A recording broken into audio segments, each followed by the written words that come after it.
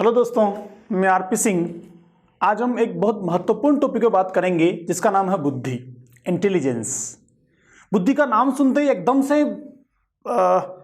एक high level की thinking हमारे ब्रेन में शुरू हो जाती है कि बुद्धि बड़ा रिच वर्ड है, बुद्धि बड़ी ज़बरदस्त क्षमता है। ऐसा है भी सही। साथियों, बुद्धि जिसको हम सामान्य व्यवहार में रोजाना की दिनचर्या में कई बार काम में लेते हैं, यह एक ऐसी मानसिक आंतरिक संकल्पना है जो बालक में जन्मजात होती है। बालक अपने जन्म के साथ ही बुद्धि नामक आंतरिक क्षमता को लेकर पैदा होता है। जैसे जैसे यह बालक बड़ा होता चला जाता है तो बड़े होने के साथ साथ इसका शरीर भी बड़ा होता है, मस्तिष्क भी बड़ा होता है, और मस्तिष्क भी बड़ा होने के साथ साथ मस्तिष्क में जो आंतरिक क्षमताएं हैं, मस्तिष्क की जो संरचना है, मस्तिष्क का जो स्ट्रक्चर है, वो भी बड़ा होता है। और 15-16 वर्ष में जब एक बालक का मस्तिष्क पूर्ण रूप से विकसित हो जाता है तो उसमें निहित क्षमताएं भी पूरी तरह से बन जाती हैं। और दोस्तों, इसी के साथ मस्तिष्क में निहित आंतरिक क्षमता जिसको बुद्धि कहा जाता है, वो भी पूर्णता को प्राप्त कर लेती हैं। जैसे जैसे बालक बड़ा होता जाता है उसकी बौद्धिक क्षमताएं बढ़ती चली जाती हैं और 15-16 वर्ष की अवस्था में पूर्ण बुद्धि जो है विकसित हो जाती है। साथियों, तो बुद्धि क्या है? बुद्धि एक मानसिक योग्यता है, क्षमता है जो जन्मजात बालक लेकर आता है और बालक के बड़े होने के साथ साथ विकसित होती हैं और किशोरावस्था में वो पूर्णता को प्राप्त कर लेती है। पहली चीज। दूसरी चीज, अब हर एक बालक अपने हिसाब से व्यक्ति की विभिन्नताएं रखता है। हमने पीछे पढ़े इंडिविजुअल डिफरेंसेस। हर बालक में व्यक्ति की विभिन्नताएं हैं, तो क्या बालक की बुद्धि में विभिन्नता होगी? ऑब्वियसली होगी, क्योंकि बुद्धि को लेकर भी हर बालक में वितरण जो है वो असमान होता है। किसी में बुद्धि की मात्रा ज्यादा होती है, किसी में बुद्धि की मात्रा कम होती है।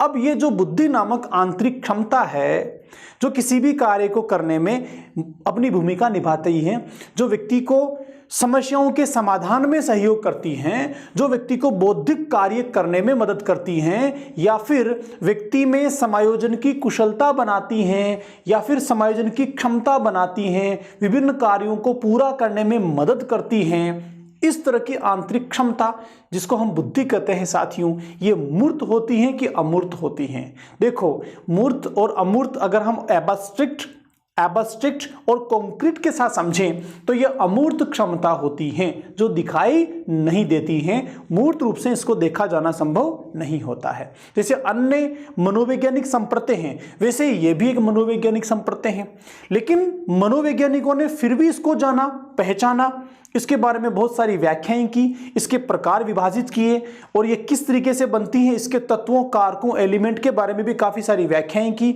इसके ऊपर प्रयोग भी किए, इसके परीक्षण भी किए, इसकी मात्रा को भी मापकर काफ़ी हद तक व्यक्तियों के सामने, दुनिया के सामने उजागर कर दिया। तो जो अमूर्त चीज है, जो दिखाई ही नहीं दे रही है, उसके बारे में इतने सारे संप्रत्यय कैसे आ सकते हैं साथियों? तो व्यक्ति के कार्यों में, उसके व्यवहार में उसकी बुद्धि झलकती है, उसमें प्रक्षेपित होती है। उसके कार्यों से, व्यवहार से, क्षमताओं से, कुशलताओं से पता लगाया जाता है कि किसी बालक में किस तरह की बुद्धि है और कितनी मात्रा में बुद्धि है। तो साथियों, बुद्धि हमारे व्यवहार को निर्धारित करती है, बुद्धि हमारे द्वारा किए जाने वाले कार्यों को निर्धारित करती है। यह एक मानसिक योग्यता है जो व्यक्ति को प्रतिकूल परिस्थितियों में सही निर्णय लेने में मदद करती है। प्रत्येक डिसीजन पावर में निहित होती है साथियों। अधिगम की प्रक्रिया में बहुत बड़ी भूमिका बुद्धि की होती है। तो ऐसी मानसिक संकल्पना जो हर व्यक्ति के साथ जुड़ी हुई है, जिसकी बहुत इंपॉर्टेंस है, अगर हम बुद्धि की संकल्पना को ठीक से समझ जाएं तो मुझे लगता है हम अपने साथ भी काफ़ी ज़्यादा जस्टिस कर सकते हैं। जस्टिस का मतलब हम किस तरह के कामों को करें, किस तरह के कामों को नहीं करें, किस तरह के काम हम ऐसे अपने हाथ में लें जिनमें हम काफ़ी बड़े लेवल पर सफलताएं प्राप्त कर सकते हैं या असीम ऊंचाइयों पर जा सकते हैं। इसका हम खुद एक अनुमान लगा सकते हैं, एक असेसमेंट हमें हो सकता है अपने आप के बारे में। कब? जब हम हमारी बुद्धि की संकल्पना को समझ जाएं, पहली चीज। दूसरी चीज, अगर हम बुद्धि के कॉन्सेप्ट को समझ जाएंगे, बुद्धि की संकल्पना को समझ जाएंगे, तो जो हमारे अधिगम करता है, हमारे लर्नर्स, स्टूडेंट जिनके साथ हम सीखने सिखाने की प्रक्रिया संचालित करने वाले हैं, हम उनके साथ भी जस्टिस कर पाएंगे, उनको भी ठीक प्रक्रियाओं में शामिल कर पाएंगे ड्यू टू इंफॉर्मेशन और नॉलेज अबाउट द इंटेलिजेंस। तो साथियों बहुत महत्व का बिंदु है और एग्जाम के व्यू से भी बड़ा इंपॉर्टेंट है, क्योंकि बहुत सारे क्वेश्चन यहां से पूछे जाते हैं, पूछे जाने की संभावनाएं भी हैं। और छोटे बच्चे जिनके साथ आपके रीट एग्जाम का ज़्यादा कोऑर्डिनेशन है, जिनसे आपका एग्जाम जिनके ऊपर सेंटर्ड है, उनके साथ बुद्धि की संकल्पना को लेकर समाज में, परिवेश में, विद्यालयों में और परिवारों में जो धारणाएं हैं, जो मान्यताएं हैं, जो उनकी समझ है, वह समझ बुद्धि की वास्तविक संकल्पनाओं से काफ़ी अलग है। इसलिए भी बुद्धि की समझ सही रूप से मनोवैज्ञानिक जानकारी हमें उसकी होनी चाहिए, ताकि उस समझ और संकल्पनाओं को हम तोड़ सकें, उसके बारे में सही निर्णय कर सकें, सही व्यवहार कर सकें, और जो परंपराएं बनी हुई हैं पिछले लंबे समय से स्कूलों में, विद्यालयों में, परिवारों में, तौर तरीकों में, विभिन्न गतिविधियों में, उनको हम ठीक से जस्टिफाई कर सकें। ये सब कब होगा साथियों? जब बुद्धि की संकल्पना हमारे समझ में आएगी। तो क्या आप चाहते हैं बुद्धि के बारे में जानना? तो आइए आगे चलते हैं, बुद्धि की संकल्पना को समझते हैं। What is the concept of intelligence? साथियों, बुद्धि की संकल्पना की बात करें तो बुद्धि व्यक्ति की वह शक्ति है जिसके द्वारा कोई भी व्यक्ति तर्क वितर्क करता है, चिंतन मनन करता है एवं अनेक समस्याओं का समाधान करता है। 3-4 चीजें हैं। बुद्धि हम किसे कहेंगे? बुद्धि व्यक्ति की शक्ति है। कौन सी शक्ति है भाई? आंतरिक शक्ति है। आंतरिक का मतलब जो मस्तिष्क में है, बाहर दिखाई नहीं देती है, आंतरिक शक्ति है। अमूर्त शक्ति है, मैं इसको अमूर्त शक्ति भी कह सकता हूं। अमूर्त का मतलब एब्स्ट्रैक्ट से है, यहां पर एब्स्ट्रैक्ट से है, तो अमूर्त मतलब एब्स्ट्रैक्ट शक्ति है। इस शक्ति के द्वारा, क्षमता के द्वारा व्यक्ति क्या करता है? तर्क वितर्क करता है। किसी भी कार्य को करना है या नहीं करना है तो क्यों करना है, नहीं करना है तो क्यों नहीं करना है, इस तरह के लॉजिक और रीजनिंग जब चलती है व्यक्ति के मस्तिष्क में, उस प्रक्रिया को कहा जाता है तर्क वितर्क। और यह संपूर्ण प्रक्रिया किससे संचालित होती है? बुद्धि से संचालित होती है। जिस स्तर की बुद्धि होगी उस स्तर के तर्क वितर्क होंगे। अगर बुद्धि की मात्रा कम है, बुद्धि का लेवल थोड़ा नीचे का है, तो तर्क वितर्क ही व्यक्ति के मस्तिष्क में नहीं होंगे। और तर्क वितर्क नहीं होंगे तो वो अपने खुद के दिमाग से, खुद के मस्तिष्क से कोई निर्णय नहीं ले पाएगा। और जब खुद के निर्णय नहीं ले पाएगा तो 4 में से एक ऑप्शन छांट के कैसे वो मार्कशीट भरेगा साथियों? आगे देखो, बुद्धि चिंतन मनन करती है। चिंतन क्या है? पढ़ा हमने पीछे। चिंतन एक मानसिक प्रक्रिया है जो समस्या आने पर शुरू होती है और समस्या के समाधान की ओर लेकर जाती है व्यक्ति को। तो प्रत्येक समस्या के समाधान के साथ, समस्या की प्रक्रिया के साथ, प्रॉब्लम सॉल्विंग की प्रोसेस के साथ किसका संबंध है? बुद्धि का संबंध है। इसीलिए चिंतन मनन करता है। उसके साथ अनेक समस्याओं का समाधान करता है। किसके माध्यम से? चिंतन के माध्यम से, तर्कों के माध्यम से। और इन सब में कौन शामिल है? बुद्धि शामिल है। इन सब के जड़ में कौन है? बुद्धि है। बुद्धि है इसीलिए चिंतन होता है। बुद्धि नहीं हो तो चिंतन भी नहीं होगा, तर्क वितर्क भी नहीं होगी, मनन भी नहीं होगा और समस्याओं का समाधान भी नहीं होगा। आगे चलें। बुद्धि, इंटेलिजेंस वह मानसिक शक्ति है जो वस्तु एवं तथ्यों को समझने, उनमें आपसी संबंध खोजने तथा तर्कपूर्ण ज्ञान प्राप्त करने में सहायक होती हैं। और क्या क्या कह सकते हैं बुद्धि के बारे में? देखो, मानसिक शक्ति है। कैसी? आंतरिक है, अमूर्त है और मानसिक शक्ति है। शारीरिक नहीं है, मानसिक शक्ति है, मन मस्तिष्क के साथ होती हैं, जो क्या करती हैं? वस्तुओं एवं तथ्यों को समझने, उनमें आपसी संबंध खोजने तथा तर्कपूर्ण ज्ञान प्राप्त करने में व्यक्ति की सहायता करती हैं। तो वस्तु और परिस्थितियां, उनके अंतर को, समानता को, वर्गीकरण को, इन सब को समझती हैं, उन सब के बारे में बताती हैं और व्यक्ति को इन सबसे संबंधित विभिन्न गतिविधियों को पूरा करने में मदद करती हैं। और क्या है बुद्धि? यह भावना और अंतः प्रज्ञा, इंट्यूशन से अलग होती है। देखो, भावना का मतलब क्या हो गया? भावना का मतलब होता है फीलिंग्स। भावना हो गई भाई फीलिंग्स। जो हमारे भावात्मक पक्ष से संबंध रखती हैं, जो संवेग और इमोशन के साथ में होती हैं। याद करो जब हम इमोशन पढ़ रहे थे, संवेगात्मक विकास का टॉपिक हम पढ़ रहे थे यूनिट 1 में, तब मैंने समझाया था फीलिंग भावना क्या होती हैं और संवेग क्या होते हैं, दोनों में क्या माइनर डिफरेंसेस होते हैं। तो भावना जो है, फीलिंग्स जो है वो अलग होती हैं, वो बुद्धि नहीं होती हैं।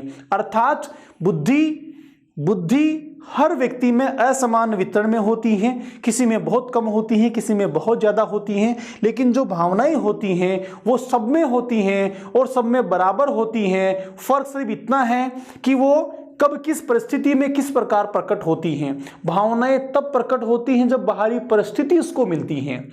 ये व्यक्ति की मनोदशा के साथ जुड़ी होती हैं, संवेगों के साथ जुड़ी होती हैं, लेकिन बुद्धि जो है वो बौद्धिक कार्यों के साथ जुड़ी होती हैं, समस्याओं के समाधान के साथ जुड़ी होती हैं, तर्क वितर्क के साथ, चिंतन मनन के साथ जुड़ी होती हैं। कोई भी संज्ञानात्मक प्रक्रिया, बौद्धिक प्रक्रिया को संपादित करने में बुद्धि का रोल होता है, जबकि भावात्मक और संवेगात्मक प्रक्रियाओं को संचालित करने में भावना का और फीलिंग का रोल होता है। दूसरा वर्ड अंतः प्रज्ञा, इंट्यूशन या अंतः प्रज्ञा का मतलब होता है खुद में अपने आप में बंधने वाली समझ। अपने आप में बंधने वाली समझ ये भी बुद्धि से अलग होती है साथियों। आगे चलें, बुद्धि के लिए और क्या कहा जा सकता है? बुद्धि ही मनुष्य को नवीन परिस्थितियों को ठीक से समझने और उनके साथ अनुकूलन होने में सहायता करती है। मैंने कहा था बुद्धि समायोजन की योग्यता है।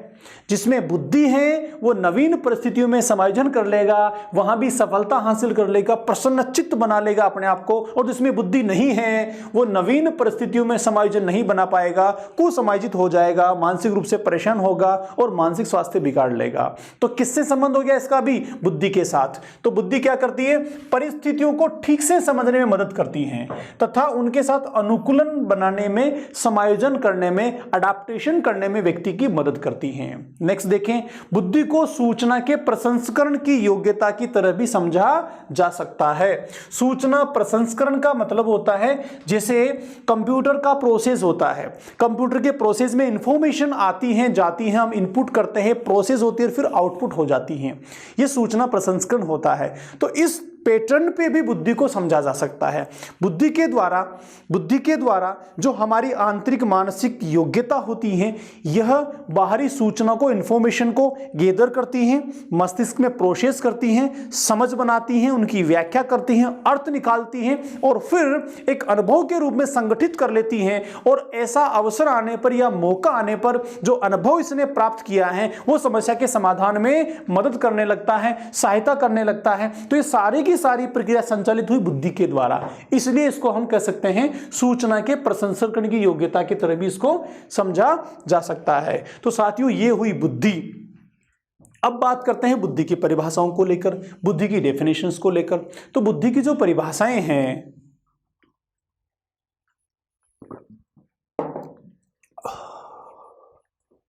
उसको लेकर मनोवैज्ञानिकों में मत है साथियों। कुछ मनोवैज्ञानिक ऐसा मानते हैं कि बुद्धि एक ही इकाई है, एक सामान्य योग्यता है जो सभी कामों में समान रूप से काम करती है। कुछ मनोवैज्ञानिक ऐसा मानते हैं कि बुद्धि एक नहीं है, सामान्य योग्यता नहीं है, बुद्धि 2 या 3 कारकों का योग है, 2 या 3 तत्वों का संगठन है।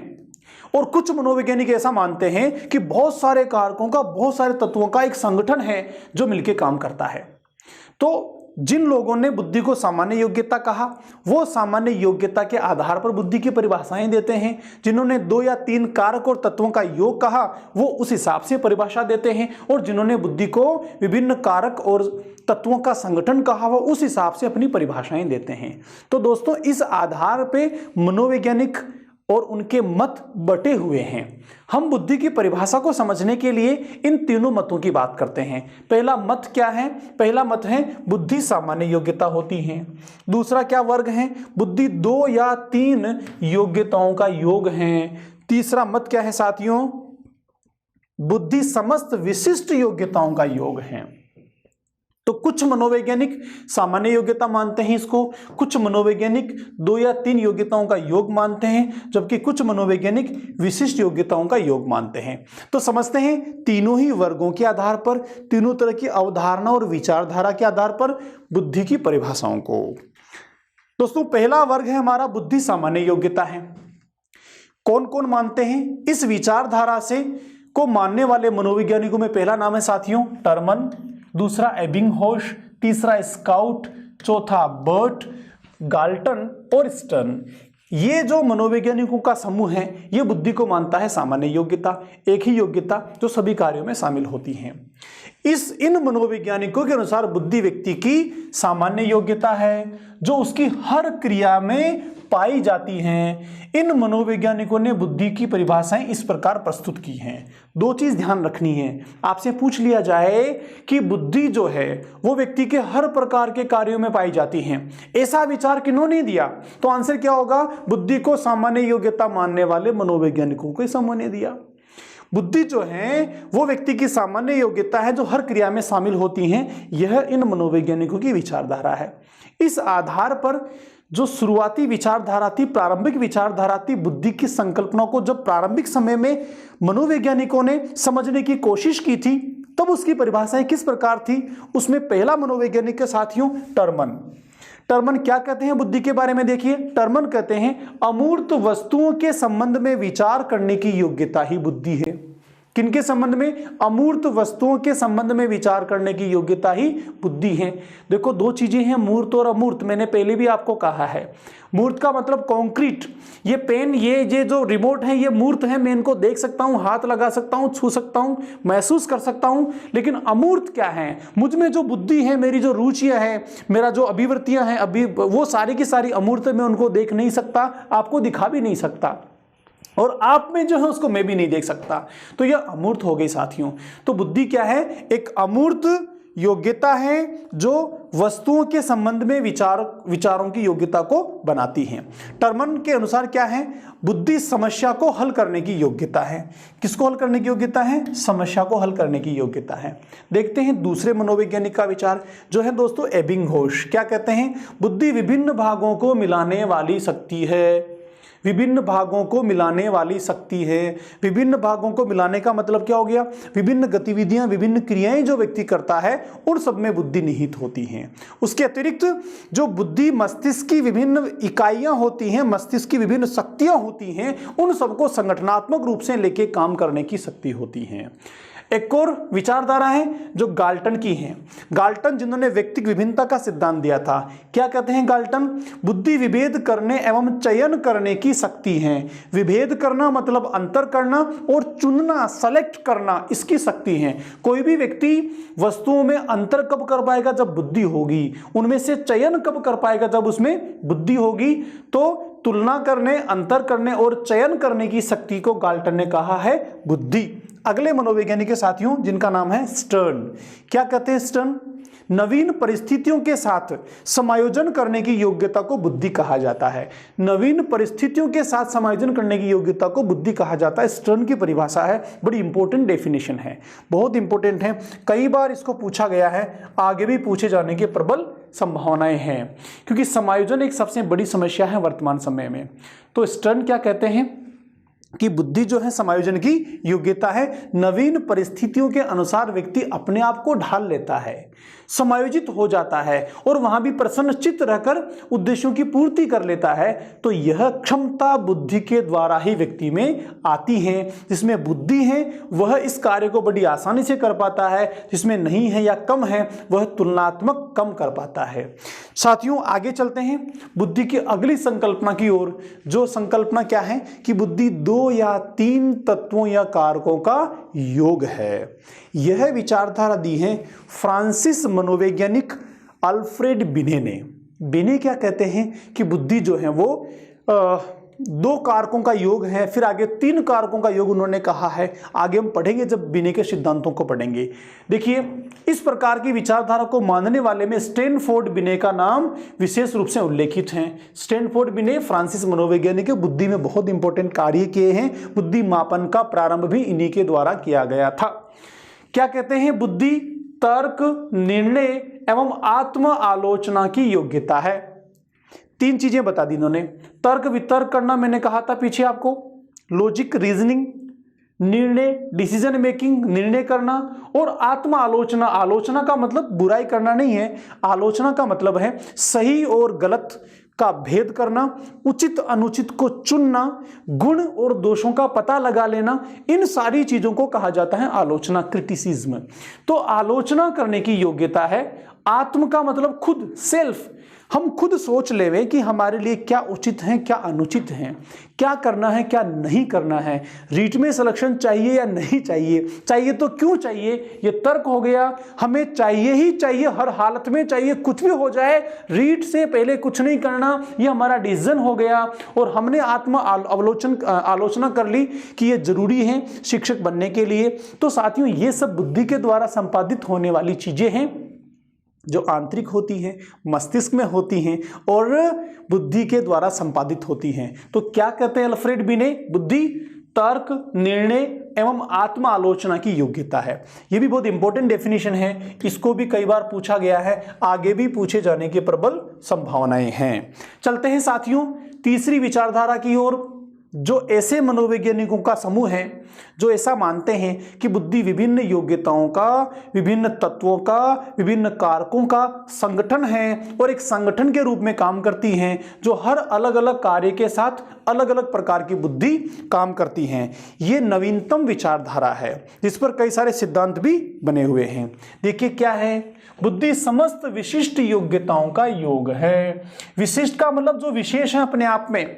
कोई बालक गणित में बहुत होशियार है तो गणित विषय की विशिष्टता, किसी की हैंडराइटिंग बहुत अच्छी है तो हस्तलेखन की विशिष्टता, किसी बालक का कम्युनिकेशन पावर बहुत अच्छा है, बहुत अच्छे से अपने विचारों को रख पाता है तो कम्युनिकेशन स्किल की विशिष्टता, ये कहलाती है विशिष्टता।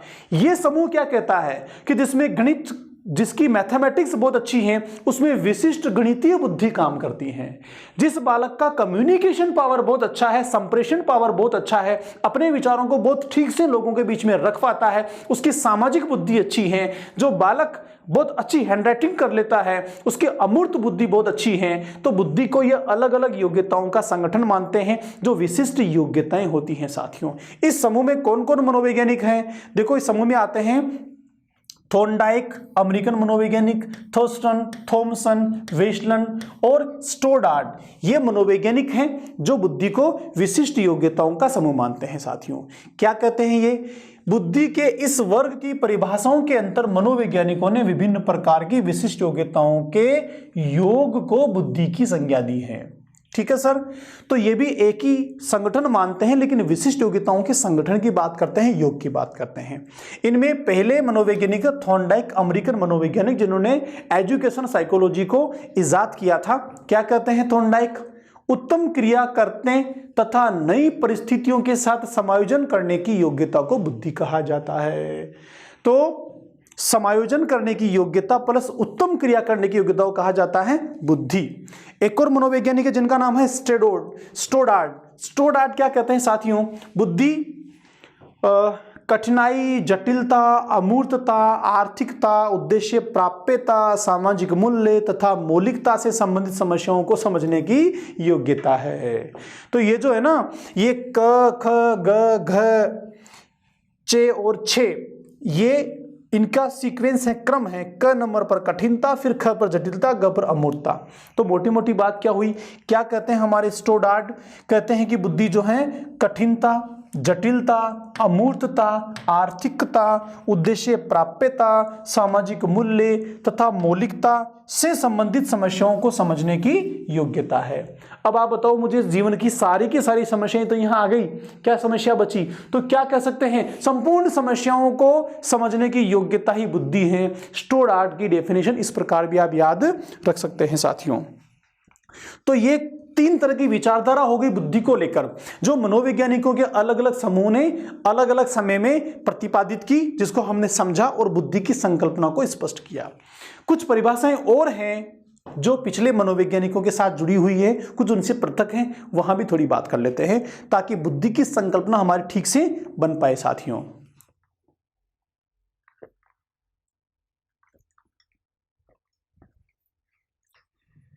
पहली है टर्मन, हमने पीछे भी पढ़ा है। बुद्धि व्यक्ति के अमूर्त चिंतन की योग्यता है, पीछे भी डेफिनेशन थी, उसी का पार्ट है। दूसरी है गेसेल के अनुसार, गेसेल क्या कहते हैं, बुद्धि उद्देश्यपूर्ण कार्य करने की क्षमता है। जो भी कार्य करते हैं वो उद्देश्यपूर्ण होते हैं, उद्देश्य निहित होते हैं। बिना उद्देश्य किया जाने वाला कार्य नहीं होता, वो तो पता नहीं क्या है, क्योंकि परिणाम ही नहीं आएंगे। क्यों नहीं आएंगे? क्योंकि उद्देश्य ही नहीं था। तो उद्देश्यपूर्ण कार्य करने की क्षमता क्या है? बुद्धि है। किसके हिसाब से? गेसेल के हिसाब से। अगला है बिने का, अल्फ्रेड बिने। बुद्धि 4 शब्दों में निहित है। अल्फ्रेड बिने ने 4 शब्दों में निहित कहा है। किस किस में? ज्ञान, आविष्कार, निर्देशन और आलोचना। किसमें है? ज्ञान में, आविष्कार में, निर्देशन में और आलोचना में। एक बार चारों शब्दों को समझते हैं। ज्ञान का मतलब हो गया नॉलेज, कोई भी नॉलेज जो हम बाहरी जानकारियों से प्राप्त करते हैं। तो बाहरी जानकारियों से प्राप्त नॉलेज अगर किसी व्यक्ति को आता है तो बुद्धि से ही आता है, बुद्धि नहीं है तो उसको नहीं आएगा। दूसरा है आविष्कार। आविष्कार का मतलब कुछ भी नया खोजना, जो पहले अस्तित्व में नहीं है, ऐसी किसी चीज के बारे में बताना, खोजना, ये कहलाता है आविष्कार, जो पहले नहीं है। तो ये भी कब होगा? जब बुद्धि होगी तब ही आविष्कार होंगे, वरना नहीं हो पाएंगे। तीसरा है साथियों निर्देशन, डायरेक्शन। कोई भी किसी को कब निर्देश दे सकता है? जब उसमें बुद्धि होगी। आपसे किसी ने पूछा कि दिल्ली जाने के लिए कौन सा रास्ता है, तो आप कभी दिल्ली गए हो या फिर दिल्ली के बारे में जानते हो या फिर आपने कहीं पढ़ा हो, सुना हो कि दिल्ली जाने का रास्ता ये है, तो ही तो बता पाएंगे ना, वरना कैसे बताएंगे? और ये सब कब होगा? जब बुद्धि होगी। तो निर्देशन भी बुद्धि के बिना नहीं हो सकते हैं, डायरेक्शंस भी बुद्धि के बिना नहीं दिए जा सकते हैं। और आलोचना मैंने आपको समझाई, सही और गलत के बीच भेद करना, उचित अनुचित, गुण दोष, इन सब के बारे में जानना, विश्लेषण करना, समझना कहलाता है आलोचना। तो कोई भी व्यक्ति में बुद्धि जो है वो किन कार्यों में निहित है? अगर उसमें ज्ञान प्राप्त करने की क्षमता है, नवीन आविष्कार करने की क्षमता है, निर्देशन की क्षमता है और आलोचना की क्षमता है, तो बस यही बुद्धि है। बुद्धि इन 4 शब्दों में ही निहित है साथियों। और अंतिम है वुड्रो की। क्या कहते हैं वुड्रो? वुड्रो कहते हैं बुद्धि व्यक्ति के ज्ञान अर्जन की योग्यता है।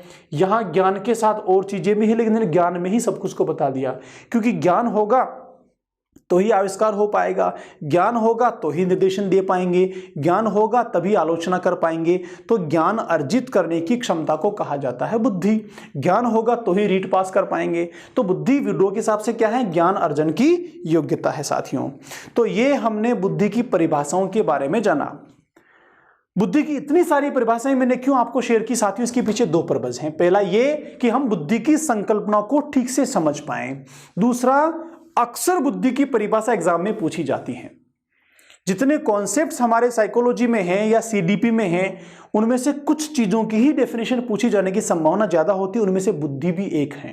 क्योंकि हर एक परिभाषा बुद्धि के बारे में संकल्पना को बनाती है, और बुद्धि की संकल्पना एक नहीं है। आज भी मनोविज्ञान में बुद्धि को हम एक लाइन से स्पष्ट नहीं कर सकते हैं। बुद्धि को समझने के लिए, बुद्धि की संकल्पना को की व्याख्या करने के लिए कई सारे तथ्यों का, कई सारे बिंदुओं का सहारा लेना होता है। इसलिए बुद्धि की परिभाषा अक्सर एग्जाम में पूछी जाती रही है। अब उन परिभाषाओं के आधार पर और बुद्धि की अन्य प्रकृति और विशेषताओं के आधार पर बुद्धि से जुड़े हुए कुछ तथ्य और हैं जिनको हम जान लेते हैं, जिनको हम कह सकते हैं बुद्धि की विशेषताएं, कैरेक्टरिस्टिक्स ऑफ इंटेलिजेंस। साथियों, पहला बिंदु क्या है? बुद्धि जन्मजात होती है। मैंने आपको बताया बाय बर्थ होती हैं, जन्म के साथ ही बुद्धि आ जाती हैं। तो वंशानुक्रमीय प्रक्रिया का आधार है, जैविक प्रक्रिया इसका आधार है, जन्म के साथ ही व्यक्ति में आ जाती हैं। जितनी बुद्धि एक बार व्यक्ति को मिल जाती है जन्म के साथ, उतनी ही मात्रा उसमें रहती है, उसकी क्षमताओं में वृद्धि होती है, उससे संबंधित क्षमताओं में वृद्धि होती है, अभ्यासों से, अनुकरणों से, प्रयासों से, अनुभव से। तो हम क्या मान लेते हैं कि बुद्धि बढ़ गई, लेकिन बुद्धि जो जन्मजात क्षमता है वो वही रहती है जो व्यक्ति में जन्मजात आ गई है। बुद्धि का विकास होता है। विकास होने का मतलब क्या हो गया? बालक जैसे जैसे बड़ा होगा बुद्धि बढ़ती चली जाएगी, लेकिन मस्तिष्क की पूर्णता के साथ बुद्धि भी पूर्णता को प्राप्त कर लेती है, वहां भी परिपक्वता आ जाती है। आगे बात करें, बुद्धि का सर्वाधिक विकास किशोरावस्था में होता है। क्यों होता है किशोरावस्था में? मैंने आपको बताया, क्योंकि मस्तिष्क पूर्णता को प्राप्त करता है, मस्तिष्क पूर्ण परिपक्व हो जाता है। उसके अलावा मस्तिष्क से जुड़ी हुई समस्त क्षमताएं योग्यताएं, शक्तियां जो हैं वो भी परिपक्व हो जाती हैं, तो उन सबके साथ बुद्धि भी तेजी के साथ विकसित होती है। इसलिए तीव्र विकास जो होता है, सर्वाधिक विकास जो है वो होता है किशोरावस्था में। अगर आपसे पूछे तीव्र विकास कहाँ होता है, तो वो होता है शैशवावस्था में, तेजी के साथ। ध्यान रखना, मैं फिर रिपीट कर रहा हूं, तीव्र विकास पूछे बुद्धि का तो आंसर होगा शैशवावस्था, सर्वाधिक विकास पूछे तो आंसर होगा किशोरावस्था। तीव्र क्यों कह दिया? क्योंकि तेजी के साथ फिजिकल डेवलपमेंट होता है और तेजी के साथ ही मस्तिष्क का आकार भी बढ़ता है। तो मस्तिष्क का आकार बढ़ा तो मस्तिष्क की शक्तियां भी बढ़ी, साथ में बुद्धि भी बढ़ी। इसलिए तीव्र विकास हो गया शैशवावस्था में और सर्वाधिक हो गया किशोरावस्था में। बुद्धि अमूर्त चिंतन की योग्यता है, अर्थात दिखाई नहीं देती है, हम इसको छू नहीं सकते हैं, इसको प्रत्यक्ष अनुभव नहीं कर सकते, इसलिए अमूर्त चिंतन कहा है। चिंतन के साथ जोड़ें तो चिंतन का मतलब हो गया किसी भी समस्या का समाधान ढूंढने की मानसिक प्रक्रिया कहलाती है चिंतन। कैसी समस्या? जो अमूर्त है, सामने प्रत्यक्ष में दिखाई नहीं देती है। और चिंतन भी अपने आप में अमूर्त ही होता है, चिंतन भी दिखाई नहीं देता है। बुद्धि समस्या समाधानों में सहायक है, बिल्कुल है। जब चिंतन से जुड़ा हुआ विषय है तो समस्या समाधान में सहायक तो होगी ही होगी साथियों। आगे चलते हैं, कुछ और तथ्य हैं बुद्धि को लेकर। बुद्धि अनेक इकाइयों का संगठन है। हमने अभी बुद्धि की परिभाषाओं की 3 कैटेगरीज पढ़ी, 3 वर्गों को समझा। अंतिम वर्ग क्या कहता है कि विशिष्ट योग्यताओं का योग है या समूह है, तो अनेक इकाइयां इसमें शामिल हैं। आगे जब हम बुद्धि के सिद्धांतों को पढ़ेंगे साथियों, तो वहां मैं स्पष्ट करूंगा कि किस किस मनोवैज्ञानिक ने कितनी कितनी इकाइयों के संगठन को यहां पर माना है। इसलिए अनेक तत्वों का योग इसको कहा जाता है, अनेक कारकों का योग इसको कहा जाता है। अनेक इकाइयों का योग हो गया, अनेक तत्वों का समूह हो गया, अनेक कारक भी हम यहां पर कर सकते हैं, अनेक कारकों का योग भी इसको कहा जा सकता है। हम चाहे कारक कहें, चाहे इकाई कहें, चाहे तत्व कहें, बात एक ही है, शब्दों का फर्क है खाली। बुद्धि का वितरण असमान होता है। वितरण मतलब डिस्ट्रीब्यूशन। डिस्ट्रीब्यूशन का मतलब क्या हो गया? डिस्ट्रीब्यूशन का मतलब हो गया कि भाई राम में 100 ग्राम बुद्धि, मोहन में 200 ग्राम, असलम में 400 ग्राम और सीता और गीता में 600 ग्राम ऐसे ग्राम में बुद्धि नहीं होती है। लेकिन बुद्धि का जो भी मापदंड है, बुद्धि की जो भी इकाई है, उस हिसाब से अगर हम बुद्धि को मापें तो सब में बराबर नहीं होती। आगे हम पढ़ेंगे बुद्धि का मापक IQ, इंटेलिजेंस क्वोशिएंट, बुद्धि लब्धि से बुद्धि को मापते हैं। तो हर बालक की बुद्धि लब्धि को मापेंगे, हम मेजर करेंगे इंटेलिजेंस को, तो अलग अलग निकल कर आएगी। इसलिए कहते हैं बुद्धि सब में बराबर नहीं होती है, उसका वितरण, उसका बंटवारा सब बच्चों में बराबर नहीं होता है। तो distribution of intelligence is not similar और नॉट इक्वल। बुद्धि किसी जाति अथवा धर्म का जन्मसिद्ध अधिकार नहीं होता है। बहुत इंपॉर्टेंट स्टेटमेंट है। हमारे समाज में, हमारे संस्कृति और परिवेश में कुछ जाति और धर्म के लोग ऐसा मानते हैं कि हम ज्यादा बुद्धिमान हैं क्योंकि हम इस जाति में पैदा हो गए, इस धर्म से संबंध है, इस कुल से संबंध, इसलिए हम ज्यादा बुद्धिमान हैं। दोस्तों ये मिथक है, ऐसा बिल्कुल भी नहीं होता है। कोई पंडित कहे मैं ज्यादा बुद्धिमान, बिल्कुल नहीं है। अगर बुद्धिमान होता तो IAS बन जाता, सारे टॉप कंपटीशन में वो होता, ऐसा नहीं होता है। बुद्धिमान और बुद्धिमानी या बुद्धि जो होती हैं वो किसी जाति धर्म का जन्मसिद्ध अधिकार नहीं होती है, वो किसी में भी हो सकती हैं। किसी भी वर्ग का, जाति का, समूह का, धर्म का, समुदाय का व्यक्ति कहीं भी रहता हो, वो बहुत तेज बुद्धिमान हो सकता है, उच्च बुद्धि लब्धि वाला हो सकता है, प्रतिभाशाली हो सकता है, और बहुत ऊंचे कुल का, ऊंची जाति का, ऊंचे समाज का बहुत बड़ा संपन्न व्यक्ति का बच्चा भी डल और मंद बुद्धि हो सकता, अक्सर होते रहते हैं, अक्सर होते हैं समाज में। तो याद रखिए, बुद्धि किसी के जन्मसिद्ध अधिकार नहीं है कि मैं इस कुल में जन्म ले लिया, इस जाति में जन्म ले लिया, इस धर्म में हूं इसलिए मैं ज्यादा बुद्धिमान हूं, ऐसा नहीं है साथियों। मनोवैज्ञानिकों ने को पूरी तरह से क्रॉस किया है, ऐसा नहीं होता है। बुद्धि किसी में किसी मात्रा में हो सकती है। आगे चलते हैं। बुद्धि की विशेषताओं के बाद हम बात करते हैं बुद्धि के प्रकार को लेकर कि बुद्धि कितने प्रकार की है। देखिए साथियों, बुद्धि जो है क्योंकि अमूर्त होती है, इसलिए इसके प्रकारों के बारे में स्पष्ट संकल्पना तो हो नहीं सकती, लेकिन फिर भी व्यक्ति के द्वारा किए जाने वाले कार्यों, उसके आचरण और उसके व्यवहार से बुद्धि को क्लासीफाई करने की कोशिश की है।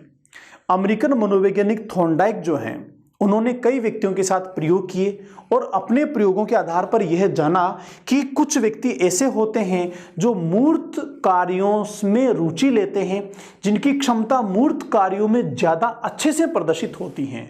तो उन्होंने कहा इन व्यक्तियों में मूर्त बुद्धि हो गई, उसका नाम रख दिया मूर्त बुद्धि। कुछ व्यक्ति ऐसे होते हैं जिनकी बुद्धि, जिनका व्यवहार, जिनकी समस्या समाधान का स्तर अमूर्त कार्यों में, अमूर्त क्रियाओं में ज़्यादा अच्छे से प्रदर्शित होता है। अमूर्त कार्यों को बहुत अच्छे से वो कर पाते हैं, अमूर्त समस्याओं का समाधान बहुत अच्छे से वो कर पाते हैं, अमूर्त संकल्पनाओं को बहुत ठीक से वो समझ लेते हैं और ठीक से उसको समझा भी देते हैं। तो थॉर्नडाइक ने कहा साहब इन व्यक्तियों में अमूर्त बुद्धि हो गई। किसके आधार पे माना? उनके द्वारा होने वाली समस्याओं के समाधान पे, उनके व्यवहार के आधार पे माना। अच्छा, कुछ व्यक्ति ऐसे होते हैं जो समाज के साथ ज्यादा ठीक से डील कर पाते हैं, समाज में बहुत अच्छा स्थान बना लेते हैं, उनका व्यक्तित्व बहुत सामाजिक होता है, सामाजिक समस्याओं के बारे में, सामाजिक संकल्पनाओं के बारे में, सामाजिक संरचनाओं के बारे में अन्य की तुलना में वो ज्यादा बढ़िया से परफॉर्म कर पाते हैं। तो थॉर्नडाइक ने कहा ये सामाजिक बुद्धि वाले हो गए। साथियों, व्यक्तियों के द्वारा किए जाने वाले कार्यों, व्यवहारों, उनकी क्षमताओं और दक्षताओं और योग्यताओं के आधार पर थॉर्नडाइक ने बुद्धि को 3 भागों में क्लासिफाई किया है, 3 भागों में वर्गीकृत किया है। पहला मूर्त बुद्धि, दूसरा अमूर्त बुद्धि और तीसरा सामाजिक बुद्धि। ये कॉन्क्रीट इंटेलिजेंस, एब्स्ट्रैक्ट इंटेलिजेंस और सोशल इंटेलिजेंस। अब देखो यहां पर एक क्वेश्चन था, किसी एग्जाम में लिखा था बुद्धि होती है, समझना आप, बुद्धि होती है। ऑप्शन था मूर्त, अमूर्त, व्यक्तिगत, सार्वजनिक। ठीक, अब यहां पर कुछ बच्चों ने मूर्त को सही किया, कुछ बच्चों ने अमूर्त को सही किया, कुछ बच्चों ने बाकी ऑप्शन तो गलत थे। अब देखो जिसने मूर्त सही किया क्या वो गलत है? वो भी सही है। जिसने अमूर्त किया क्या वो गलत हैं? वो भी सही हैं। अब यहां हम क्या समझ रहे हैं कि यहां जो है बुद्धि को मूर्त और अमूर्त दोनों भागों में जो वर्गीकरण किया है इसके आधार पे किया है। लेकिन जिस बच्चे ने बुद्धि में अमूर्त को सही किया है और मूर्त को गलत किया है, वो कहीं ना कहीं बुद्धि की जो संकल्पना है, बुद्धि की जो अपनी नेचर है, बुद्धि की जो प्रकृति है कि बुद्धि अमूर्त योग्यता है दिखाई नहीं देती, उस आधार पे अमूर्त सही किया है। जिस व्यक्ति ने मूर्त को सही किया है बुद्धि के प्रकारों के आधार पे सही किया है। तो कंफ्यूज नहीं होना, बुद्धि के प्रकार की बात हो तो वहां मूर्त भी है, अमूर्त भी है और सामाजिक भी है, और बुद्धि की प्रकृति की बात हो तो केवल अमूर्त है। बुद्धि की प्रकृति के हिसाब से बुद्धि मूर्त नहीं होती, बुद्धि को छू नहीं सकते, देख नहीं सकते, तो बुद्धि की प्रकृति के हिसाब से अमूर्त होती है। लेकिन थॉर्नडाइक के द्वारा किए गए वर्गीकरण के आधार पर मूर्त भी कहा है और अमूर्त भी कहा है। तो आपको क्वेश्चन की लैंग्वेज को देखकर समझना है, कंफ्यूज नहीं होना। ठीक, पहली बात करते हैं मूर्त बुद्धि की, कॉन्क्रीट इंटेलिजेंस की। थॉर्नडाइक क्या कहते हैं? इसका संबंध किसी भी बालक के यंत्र संबंधी कार्यों से होता है, जैसे इंजीनियर, मैकेनिक। तो जो बालक यांत्रिक कार्यों में रुचि लेते हैं, जैसे कई बार आप देखते हैं कि परिवार में, घर में कहीं भी कोई मशीन खराब हो गई, कोई टूल खराब हो गया, कहीं लाइट का फ्यूज बांधना है, कोई होल्डर को लगाना है, कुछ करना है, तो परिवार के एक विशेष सदस्य को कहा जाता है कि भैया आप ये काम करो। उसको ही क्यों कहते हैं, बाकियों को क्यों नहीं कहते? क्योंकि हमने देखा है कि जब भी इस तरह के काम होते हैं यंत्र संबंधी तो वो व्यक्ति ज्यादा बढ़िया से कर देता है। स्कूल की बात करो, चलो परिवार में तो फिर भी छोटा समूह है, स्कूल की बात करें जहां एक ही उम्र के कई सारे बच्चे होते हैं, जब भी कभी यांत्रिक संबंधी कार्य की बात होती है तो कुछ ही बच्चों को कहा जाता है। क्यों? हमने ऐसा मान लिया कि जब भी ऐसा कोई काम पड़ा था, जब भी यंत्र संबंधी कोई काम था तो इन बच्चों ने ज्यादा बढ़िया से किया था अन्य बच्चों की तुलना में, तो हमने क्या मान लिया, उनमें यांत्रिक बुद्धि हो गई। जैसे इंजीनियर्स होते हैं वो मूर्त वस्तुओं के साथ उनका सारा डीलिंग होता है। मैकेनिक होते हैं, उनका भी मूर्त मशीन के सामने उनका सारा काम होता है, मशीन को खोलना बंद करना सब कुछ उनके सामने है, मूर्त रूप से सारी चीजें हैं।